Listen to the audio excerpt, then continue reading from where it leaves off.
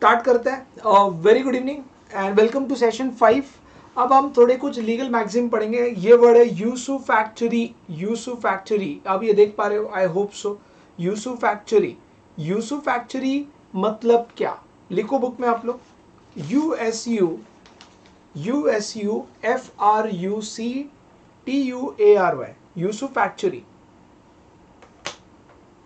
Yusuf factory का मतलब होता है कि देखो एग्जाम्पल है मेरे पास, एग्जाम्पल लेके समझाता हूँ, थोड़ा इजी जाएगा।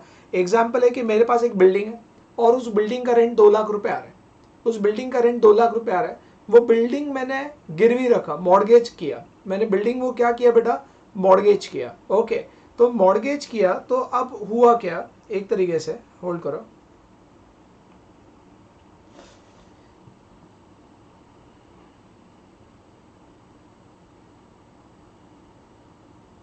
हाँ, मिस्टर ए के पास एक बिल्डिंग है और उस बिल्डिंग का रेंट बी से आ रहा है, 2 लाख रुपए रेंट आ रहा है। मिस्टर ए ने आईसीआईसीआई बैंक को ये बिल्डिंग गिरवी रखा, उसको हम बोलते हैं मॉर्गेज। मॉर्गेज। और अगर यहाँ पर मिस्टर ए बोलता है कि मैं एक काम करूंगा, जब तक मैं लोन रिपे नहीं करूंगा, जब तक मैं लोन रिपे नहीं करूंगा तब तक वो रेंट बैंक को मिलता जाएगा, बैंक उससे कमाता रहेगा, बैंक उससे प्रॉफिट और रेंट कमाते रहेगा और मेरे लोन अमाउंट से माइनस करता रहेगा। इस अरेंजमेंट को, जिसके तहत जो भी प्रॉपर्टी का रेंट कमा रहा है, प्रॉपर्टी से प्रॉफिट कमा रहा है, बेसिकली उसको बोलते हैं यूसुफ फैक्ट्री। क्या बोलते हैं बेटा? यूसुफ फैक्ट्री। मतलब क्या? Building is mortgage and against mortgage, यहाँ पर मॉर्गेजर जो है उसने वादा किया वो मॉर्गेजी को इनकम देता रहेगा। मॉर्गेज, ये कौन है? मॉर्गेजर। और ये जो बैंक है ये कौन है? मॉर्गेजी। करेक्ट है। तो मॉर्गेजी उसको रेंटल इनकम लेता रहेगा, कमाता रहेगा। कल उठ के मेरे पास 100 एकड़ का एप्पल यार्ड या फार्म है। करेक्ट है। एप्पल का पूरा मेरे पास बड़ा सा, बहुत बड़ा यार्ड और फार्म है। वो एप्पल की पूरी जमीन मैंने बैंक को गिरवी रखी और मैंने बोला जब तक मैं लोन नहीं भरूंगा तो जो जो एप्पल कल्टीवेट होगा वो बेचकर जो प्रॉफिट आएगा वो बैंक को मिलेगा। इस अरेंजमेंट को बोलेंगे बेटा यूसुफ फैक्ट्री। क्या बोलेंगे उसको? यूसुफ फैक्ट्री। तो देखो यहाँ पे क्या लिखा है यूसुफ फैक्ट्री में?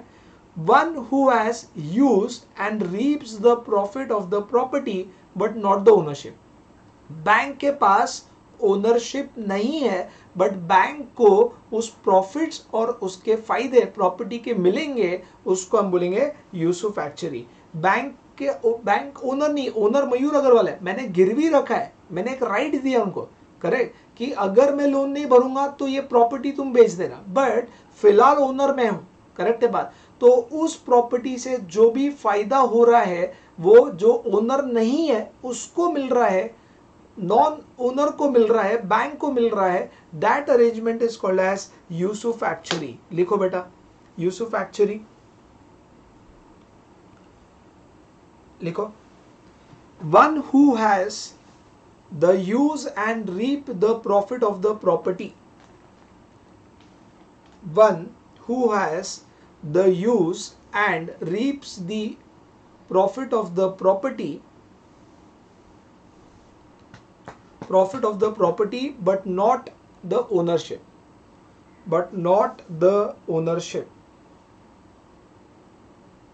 One who has used and reaps the profit of the property but not the ownership, उसको हम बोलेंगे बेटा यूसुफ फैक्ट्री बोलते हैं। क्लियर हुआ है क्या? अगला वर्ड है टॉर्टम। अरे टॉर्टम लैटिन में बोलते हैं सिविल रॉन्ग विदाउट कॉन्ट्रैक्ट। मेरे बाजू वाले ने जोर से गाने बजाए और जोर से गाने बजा के मुझे डिस्टर्ब कर रहा है, तो उसके मेरे बीच में कोई कॉन्ट्रैक्ट नहीं है बट फिर भी कुछ तो गलत हुआ है। Civil wrong without contract is tortum. लिखो, ये तो आपको आना चाहिए। सिविल रॉन्ग, टॉर्टम का मतलब लिखो, सिविल रॉन्ग actionable without contract. Civil wrong actionable without contract.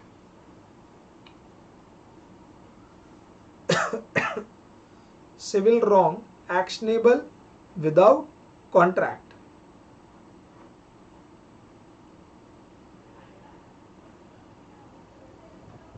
उसको हम क्या बोलेंगे, टॉर्टम। चलो टॉर्टम से आगे बढ़ते हैं। सुओ मोटो मतलब खुद होकर आना सामने, suo motu on its own motion, self खुद होके सामने आना। मतलब एग्जाम्पल है, mister Ramesh on is mister Ramesh suo motu declare that he is selling property, मतलब खुद होकर उसने डिक्लेयर किया वो प्रॉपर्टी बेच रहा है। तो सुओ मोटो लिखो, वहां पे लिखना on its own motion, on its own motion.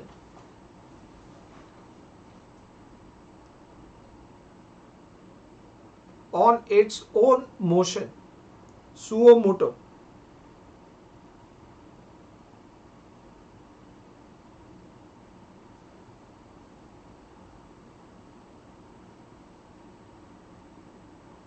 On its own motion चलेगा। उसके बाद में नेक्स्ट वर्ड मैं आपको लेके जा रहा हूं, स्टेटस को। स्टेटस को, STATUS, ये देखो QUO, स्टेटस को। अब ये स्टेटस को मतलब क्या, क्या सिचुएशन है आज, क्या कहानी है, क्या स्टोरी है, क्या प्रेजेंट कहानी है। मतलब देखो, existing state of things at a given date, आज के दिन पर क्या कहानी है, तुम्हारी पढ़ाई का स्टेटस को क्या है। आप बोलोगे सर मेरे ये 3 सब्जेक्ट हो गए, ये सब्जेक्ट बाकी है, या मेरा 2 सब्जेक्ट हो गया 2 बाकी है, या मेरा एक ही सब्जेक्ट हो गया, आज तक की क्या स्टोरी है, उसको मैं बोलता हूँ स्टेटस को। Balance sheet as on a date, correct. तो लिखो स्टेटस को, existing state of things at any given date, existing state of things at any given date, उसको हम status को बोलेंगे।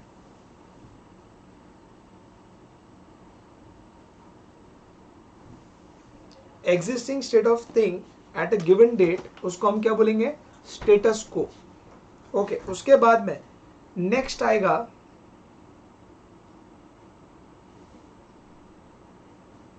रिस्क गेस्टे। एक मिनट होल्ड करो।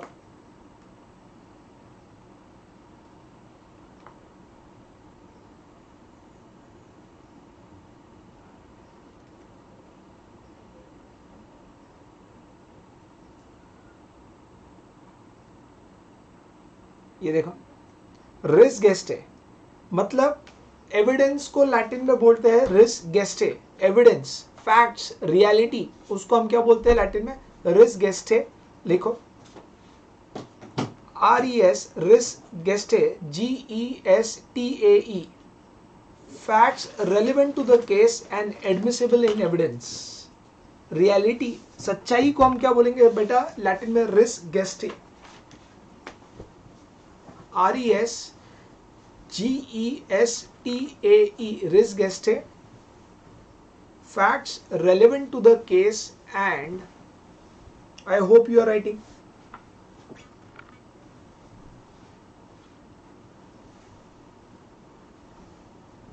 facts relevant to the case and admissible in evidence, admissible in evidence, ris geste।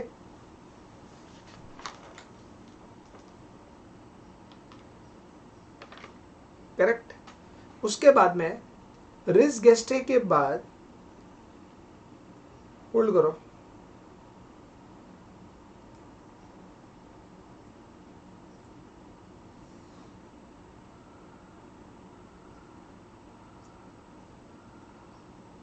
हाँ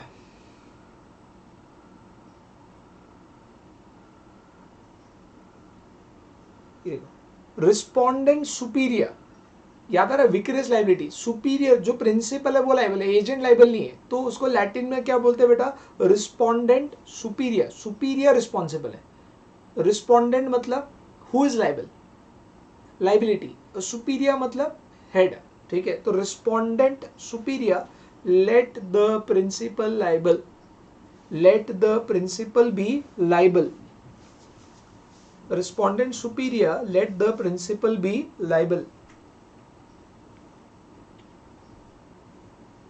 let the principal be liable।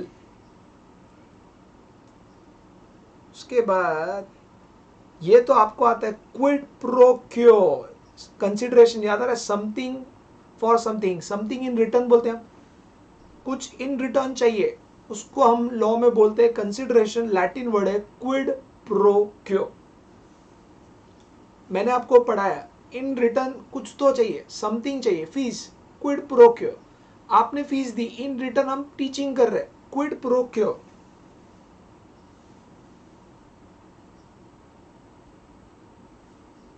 Kwid pro quo, something for something,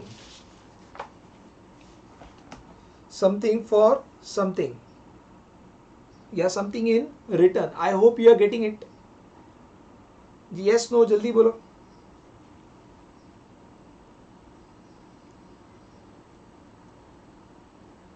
yes sir, yes sir, समझ आ रहा है क्या?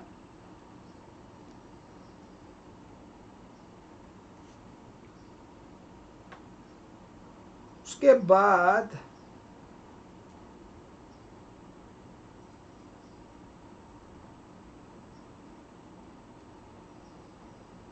ये देखो, inter वाइवोस, viva नहीं है वो, वाइवोस है। इंटर वाइवोस का मतलब होता है बिटवीन लिविंग पर्सन। जब दो लिविंग पर्सन कॉन्ट्रैक्ट करते हैं उसको इंटर वाइवोस बोलते हैं। और जब कोई विल लिखता है, विल मतलब एक आदमी विल लिखता है, मरने के बाद उसकी प्रॉपर्टी किसको रही जाएगी, उसको हम टेस्टामेंट्री बोलते हैं, टेस्टामेंट्री। तो जब विल होता है तो one side, one living person contract करता है, उसको हम टेस्टामेंट्री बोलते हैं। बट जो दो लिविंग पर्सन के बीच में कॉन्ट्रैक्ट होता है उसको हम बोलते हैं inter vivos, between living person. समझ आया मेरी बात? Inter vivos between living person. लिखो बेटा ये, एक मिनट में लाइट कनेक्ट करता हूँ।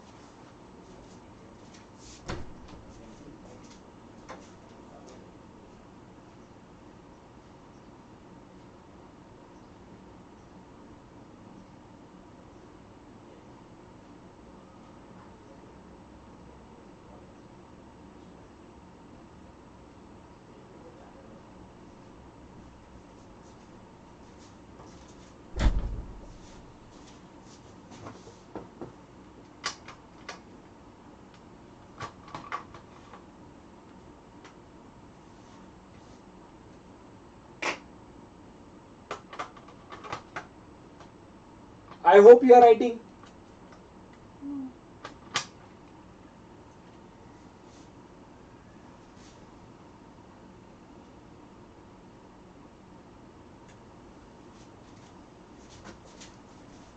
इंटरवाइवोस बिटवीन लिविंग पर्सन्स। ओके, बहुत बढ़िया। उसके बाद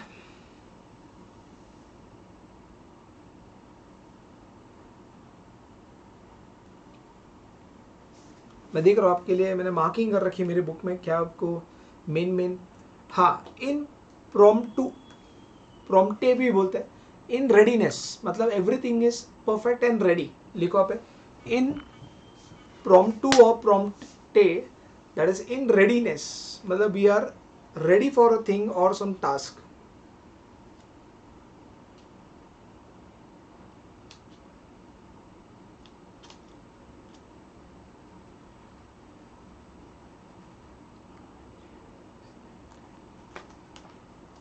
इन प्रोम्प्टे मतलब इन रेडीनेस, इन रेडीनेस। याद आ रहा है, ignorance of law is no excuse. Law नहीं मालूम उसका बहाना नहीं दे सकते।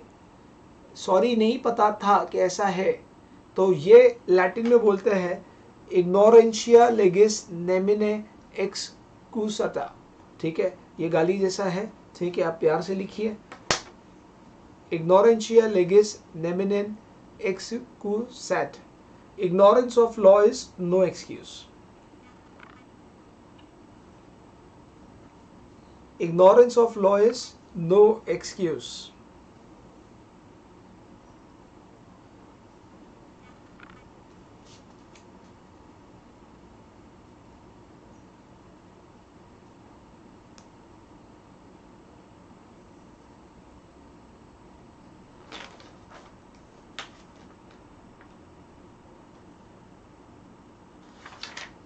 इग्नोरेंस, अनीस हंस रहा है।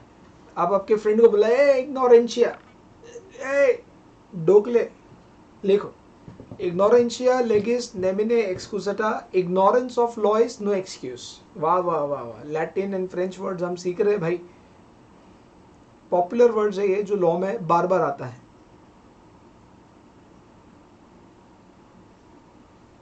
ये देखो फेट अकम्पली, ये अगला वर्ड है, इसका मतलब है डिसीजन ले लिया without asking anyone, decision has been taken without being consulted, किसी को कंसल्ट किए बगैर कुछ कंक्लूड करना, दैट इज फेट अकम्पली। तो उसको बोलते हैं things done and no longer worth arguing against an accomplished act, आपने अकम्प्लिश कर दिया, आपने किसी को पूछा नहीं, दैट इज फेट अकम्पली। लिखो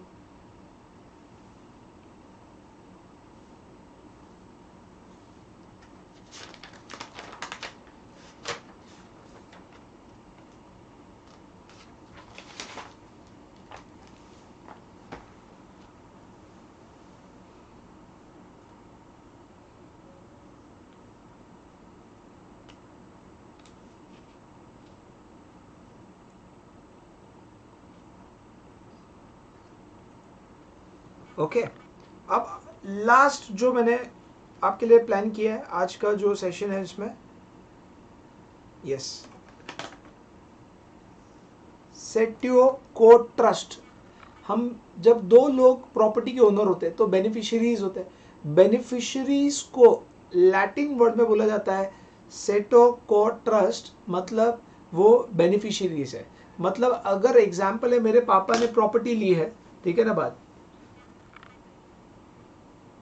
फेथ अकम्पली का एग्जाम्पल दो, नो प्रॉब्लम, फेथ अकम्पली, एक सेकेंड होल्ड करो, एक होल्ड करो, होल्ड करो, होल्ड करो, होल्ड करो, things done no longer without worth arguing against accomplished act. Example की तौर पे suppose if I take a decision कि CSET बच्चों ने इतने तारीख को टेस्ट देनी है, मैंने बगैर पूछे डेट डिक्लेयर की, without consulting you, without asking you, I have declared something without being asked और कंसल्टेड, यहाँ पर कोई कंसल्टेशन नहीं, मैंने डायरेक्ट बोल दिया, that is fait अकम्पली।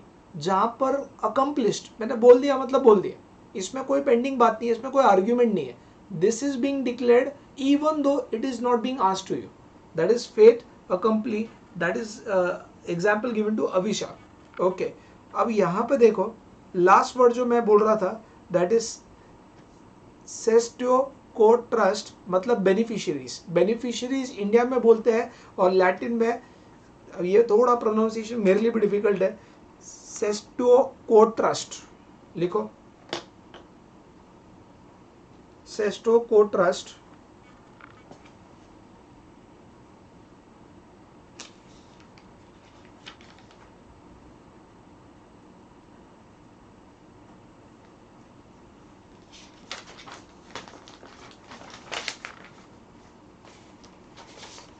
Sesto que trust मतलब बेनिफिशियरी, एक प्रॉपर्टी के दो तीन हकदार है, तो that is cestui que trust. Okay, person who have equitable rights to the property in India, he is known as beneficiary, उनके लैंग्वेज में cestui que trust. Very clear. अब आपको रट्टा मारना पड़ेगा, ऑप्शन नहीं है, जो रेगुलर आपकी लॉ में वर्ड आ रहे हैं वो आप उससे फेमिलियर हो, बट नए वर्ड्स को आपको प्रैक्टिस करनी पड़ेगी। Is it very clear? चलेगा। तो आज मैंने क्या क्या खत्म किया देखो, मैं आपको बता रहा हूँ। सबसे पहले मैंने अभी सेस्टो कोड ट्रस्ट ये एक वर्ड खत्म किया, ठीक है। उसके बाद में नेक्स्ट मैंने खत्म किया बेटा, that is fait accompli, that is anything done without being consulted, in promptness, promptu that is in readiness, inter vivos, ये 4 हुआ है, ठीक है। उसके बाद में नेक्स्ट हुआ है Kwid pro quo 5, respondeat superior, principal liable 6, res res gestae that is fact in the case in evidence, ठीक है 7। उसके बाद स्टेटस को 8, सुओ मोटो 9, टॉर्टम 10 और यूसुफ एक्चुअली 11। आज मैंने 11 लीगल मैगजीम्स एंड किए हैं, ठीक है ना बात, 11 लीगल मैगजीम्स एंड किए। अब लॉ ऑफ टॉर्च के 2 क्वेश्चन बाकी थे, लॉ ऑफ टॉर्च के 2 क्वेश्चन बाकी थे, let's complete that, just hold down.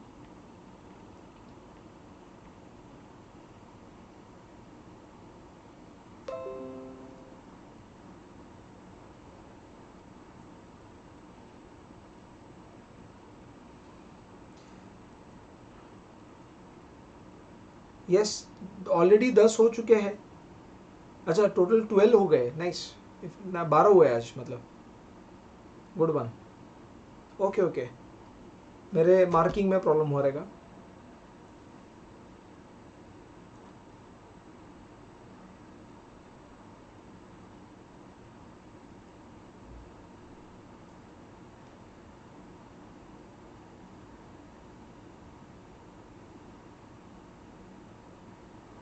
मुझे बताओ लॉ ऑफ टॉर्ट्स का मुझे कौन सा क्वेश्चंस बोले थे आपने जो पेंडिंग है?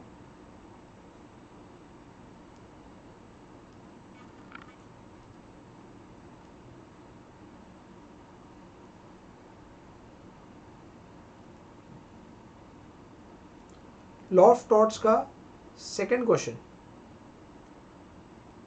यस सेकंड क्वेश्चन देखते हैं लॉ ऑफ टॉर्ट्स में। Mister Sunil has 6 pet dogs which are very furious and bark a lot. Mr. Surendra in his next door neighborhood and feels that he is not able to enjoy his property due to the presence of the large number of dogs in the adjacent house.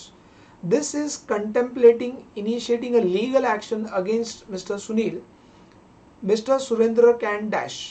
Sunil के पास 6 pets है जो बहुत ज़्यादा bark करते, फीरियस है, ठीक है। अब यहाँ पर इमोशन मत लाना चाहिए, तो गलत है, डॉग की लाइफ ये वो, मुझे वो नहीं चाहिए, ठीक है ना बात। आप बोल नहीं सर पेट रखना तो अलाउड है, हमने यहाँ तो है, कुछ होता नहीं है, हमारे यहाँ तो बाजू में है बट हम तो संभाल के रखते हैं, या वो लोग कुछ करते भी नहीं है, जो भी रहेगा प्लस माइनस नहीं, मैं आपको लॉ के एंगल से पूछ रहा हूँ। हमारे यहाँ पे तो डॉग है, आवाज करते हैं बट कभी लीगल केस हुआ ही नहीं। अरे कौन लीगल केस में पढ़ना चाहता है, बट एज पर लॉ क्या है आपको आंसर करना है, ठीक है। तो यहाँ पर सबसे पहले Mr. Sunil has 6 pet dogs which are very furious and bark a lot. Mr. Surendra is his next door neighbor and feels that he is unable to enjoy the property due to the presence of large number of dogs in the adjacent house. He is contemplating initiating a legal action against Sunil. Mr. Surendra can dash. Option A, initiate action for the breach of contract against Mr. Sunil as there is implied contract. Initiate action for unliquidated damages under torts because there is no contract between neighbors. Initiate a criminal action against Sunil because having large number of dogs is a criminal act. Not be successful as Mr. Sunil has an unrestricted right to enjoy his personal property and has no duty towards Mr. Surendra. मतलब आप आपकी property में कुछ भी करो, बाजू वाले को आग लगे लगने दो, आपकी कोई जिम्मेदारी नहीं है। बताइए। लास्ट ऑप्शन बोलता है कि भाई उसका कोई लेना देना नहीं, बाजू वाला परेशान रहेगा, मैं मेरी प्रॉपर्टी को एंजॉय कर रहा हूँ। मतलब बाजू वाला जोर से मुन्नी बदनाम पे गाना बजा रहा है, रात को 3 बजे हमारी नींद खराब कर रहा है, वो उसकी प्रॉपर्टी एंजॉय कर रहा है। वाह, A very good answer, B is right. बहुत बच्चों ने सही आंसर दिया, B है, बिकॉज यहाँ पे कोई कॉन्ट्रैक्ट नहीं है, बट लॉ ऑफ टॉर्ट्स के अंदर अनलिक्विडेटेड डैमेजेस क्लेम कर सकते हैं। So what is unliquidated? जो भी डैमेज कोर्ट कैलकुलेट करेगा, हमने पहले ही कैलकुलेट किया तो बात अलग है, तो लिक्विडेटेड। बट जो भी डैमेज प्री एस्टिमेट नहीं होते हैं उसको अनलिक्विडेटेड डैमेज बोलते हैं। इवन दो नेबर के साथ कॉन्ट्रैक्ट नहीं है, बट टॉर्ट्स के तहत सुरेंद्र सुनील पर केस कर सकता है। वेरी क्लियर, करेक्ट है बात। ये हो गया क्वेश्चन नंबर 2। टॉर्ट्स का एक क्वेश्चन बाकी था।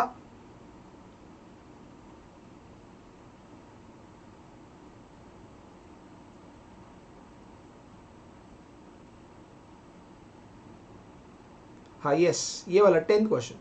Chandra and his father Gopal were lodged in a jail wherein one day bombs were hurled at them by their rivals, causing the death of Gopal and injury to Chandra.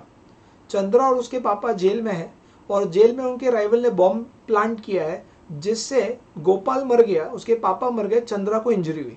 The victims जो मतलब मरे were having previous knowledge of the attack and which they conveyed to the authority. उनको पता था कि दुश्मन plant कर रहा है और उन्होंने अथॉरिटी को कंप्लेंट भी किया, but no additional security was provided to them. उनको कोई भी सिक्योरिटी नहीं प्रोवाइड की।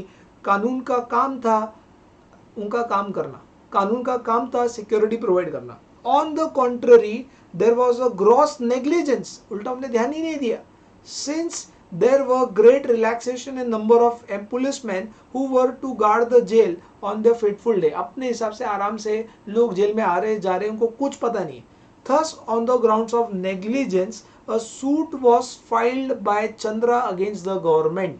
गवर्नमेंट पे केस किया, स्टेट पे केस किया, the suit will dash. Question क्या है मैं समझा रहा हूं।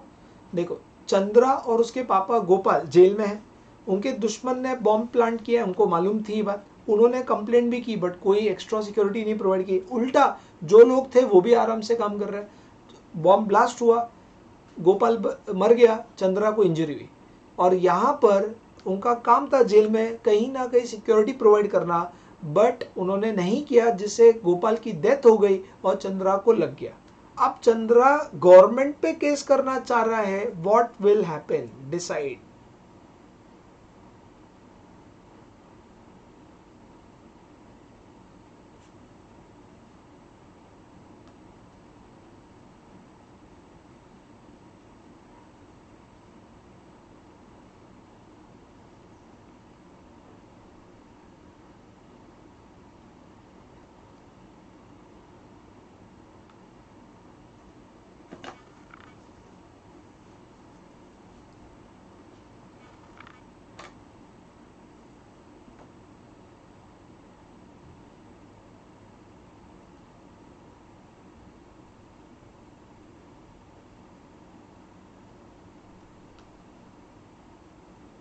हुआ क्या?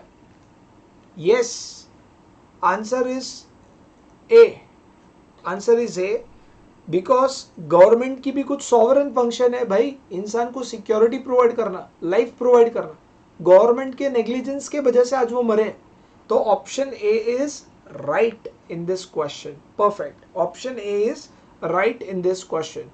तो आपका लॉ ऑफ टॉर्च के मॉड्यूल के क्वेश्चन सब कवर हो गए, 10 इसमें थे। आपके मॉड्यूल में 39 क्वेश्चंस दिए, ठीक है ना बात। 39 में से 12 जो है वो आपके कॉन्ट्रैक्ट के थे और 10 आपका बेसिकली ये था। 22 क्वेश्चंस कंप्लीट हो गए। 39 में से 22 हो गए तो आपका 9 + 8 लगभग आपका 17 क्वेश्चंस बाकी है, जो कंपनीज एक्ट पर है और कॉन्स्टिट्यूशन पर है। ठीक है, कंपनीज एक्ट पर है, कॉन्स्टिट्यूशन पर है। तो हम कंपनीज एक्ट पर आते हैं।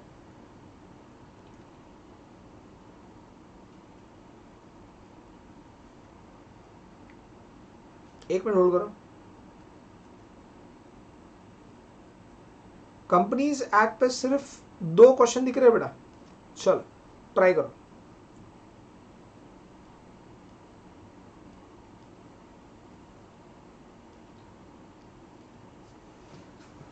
Company means a company incorporated under the Companies Act or any other previous law. Factual situations. ABC Limited is incorporated under Companies Act 1956. ABC LLP incorporated under LLP Act 2008.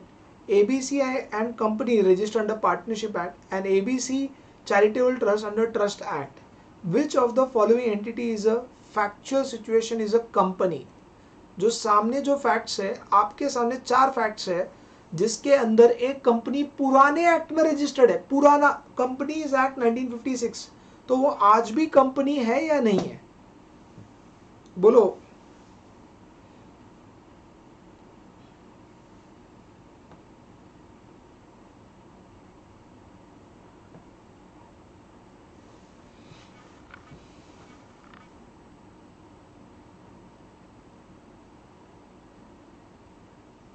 Yes, ABC Limited is also a company. Sir, why?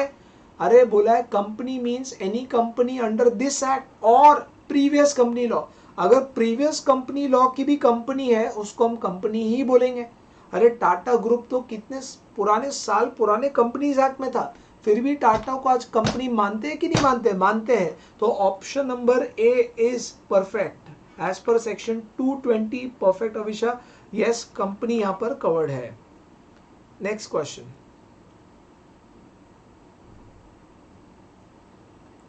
ABC Limited is a NBFC, is a registered with RBI to accept deposit from public. Mr. Sham appointed an authorized agent by Mr. Sham is being appointed as authorized agent by ABC Limited to collect deposits from several people on daily basis. अरे वो daily collection करते हैं ना, ऐसे machine टंगाते हैं, आपको आते लाओ 500 रुपये डेली कलेक्शन, 1000 रुपये डेली कलेक्शन, कभी देखा होगा आपने।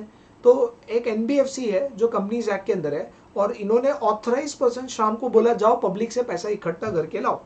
Mr. Sham collecting deposits from people on daily basis. One day he disappeared. पैसा लेके गए. One Mrs. Shamle who had been handling over her deposit to Sham. एक डिपॉजिटर है मिसेस शामली, करेक्ट, उन्होंने कुछ पैसा शाम को दिया था.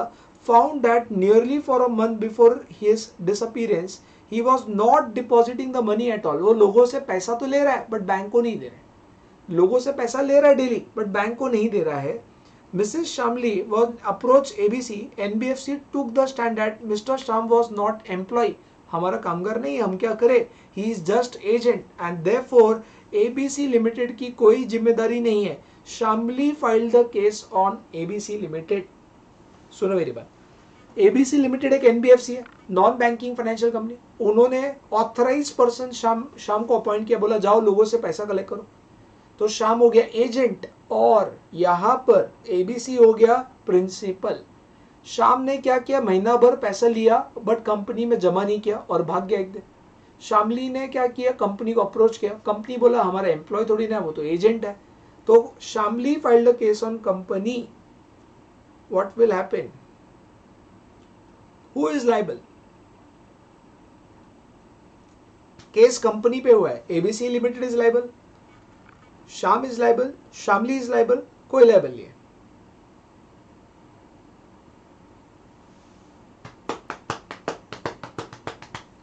Yes, company is liable. Agent के एक्ट के लिए प्रिंसिपल इज लायबल. फिर कंपनी उससे रिकवर करते बैठेगा बट अभी डिपॉजिटर के एंगल से, शामली के एंगल से कंपनी जिम्मेदार है. कंपनी भले इनोसेंट होगा बट बाद में कंपनी चाहिए तो वो एजेंट पे केस करेगा. बट यहां पर company is liable. Option A is right. Perfect. तो आपका यस परफेक्ट है, जबरदस्त. 17 में से 2 क्वेश्चन कंपनीज एक्ट के हो गए, 15 क्वेश्चन कॉन्स्टिट्यूशन के हैं. I guess let's check. हाँ, लगभग 14 क्वेश्चन है, जो भी रहेगा.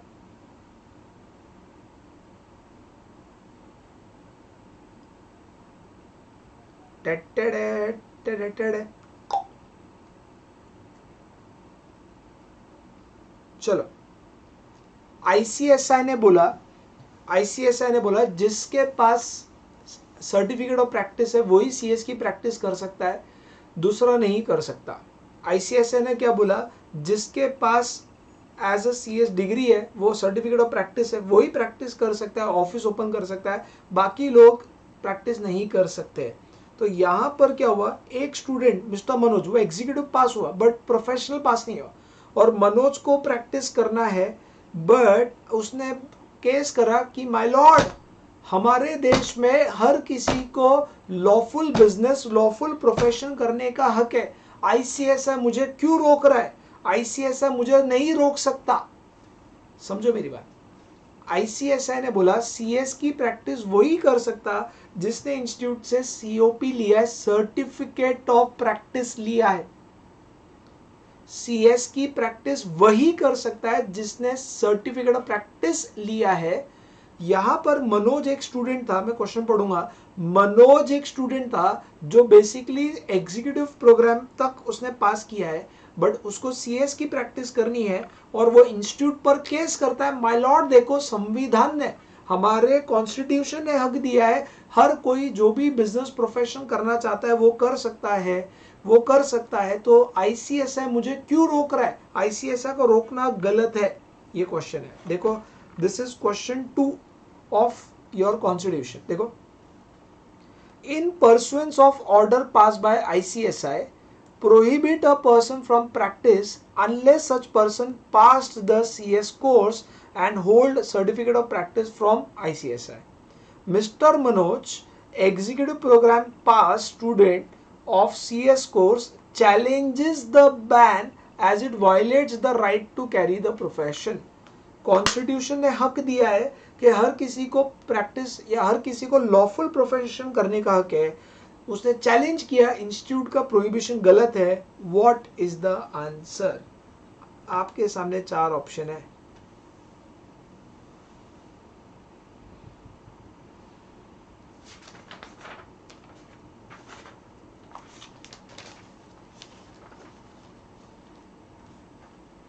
बोलो।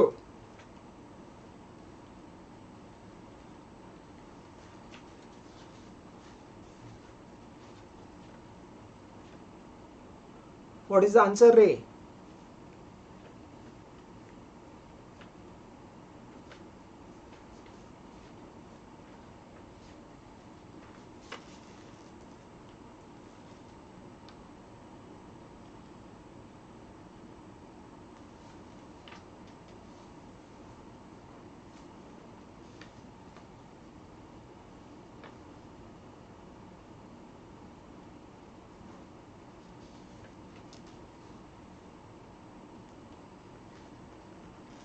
अरे फिर सीएस की पढ़ाई क्यों कर रहे हैं? जो बी बोल रहे हैं मस्त प्रैक्टिस करो, सीएस की डिग्री के बगैर प्रैक्टिस करो। मतलब ऐसे तो लोग डॉक्टर बन जाएंगे और बोलेंगे हम तो सर्जरी, डॉक्टर नहीं भी बने वो सर्जरी करना चालू करेंगे। मेरे भाई संविधान ने आपको हक दिया है, जो भी आपको पसंद है, जो भी आपको प्रोफेशन या बिजनेस पसंद है वो करो, but there are certain exception. ऐसे तो कल उठकर मैं बगैर एमबीबीएस डिग्री या बगैर एमडी की डिग्री मैं कल उठ के काटा पीटी करना चालू कर दूंगा। तो पढ़ाई क्यों करूं? मैं डॉक्टर क्यों बनूं? मैं डायरेक्ट प्रैक्टिस करूंगा। समझो मेरी बात। तो option A is right. Institute को हक है, कुछ एक्सेप्शंस अलाउड है जिसके तहत संविधान में ही लिखा है subject to certain exception, subject to certain exception. Option number A is right, option number A is right. देखो रीड करो फिर से, ऑप्शंस पढ़ो आप ध्यान से। ऐसे तो फिर सीएस की पढ़ाई मत करो ना, प्रैक्टिस चालू कर दो। उल्टा 3-4 साल पढ़ाई में जाएगा, 3-4 साल में प्रैक्टिस बन जाएगा आपका।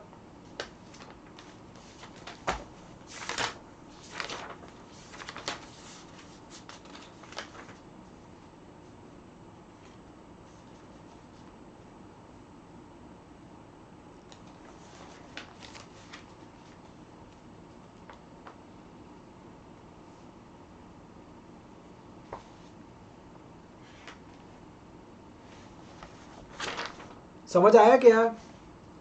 अरे समझ आया क्या? क्वेश्चन 2 समझ आया क्या?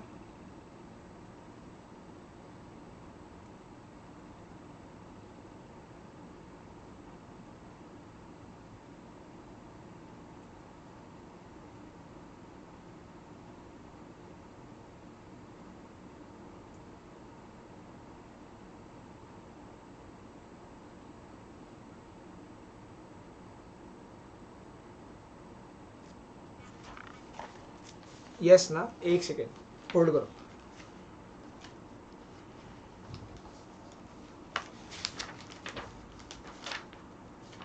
यस मैं आपको एक चीज मार्क करना चाह रहा हूँ, इसलिए मैं 1 मिनट होल्ड करो।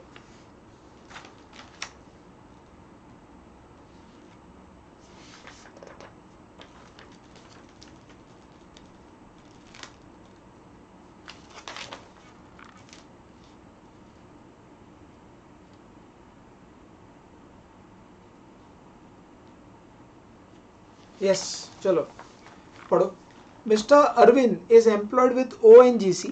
He faces discrimination at work at the hands of management and thinks that, चलो ये वाला क्वेश्चन मैं आपको रोकने बोलूंगा, थोड़ा सा रोको चलेगा।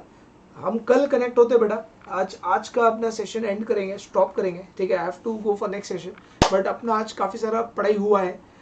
रिवाइज करो, ठीक है। 1-2 सेशंस में और लीगल रीजनिंग एंड हो जाएगा, ठीक है, मेरे साइड से। Will stop for the day. आज के लिए इतना ही। जय हिंद, जय महाराष्ट्र, जय माता दी। Thank you.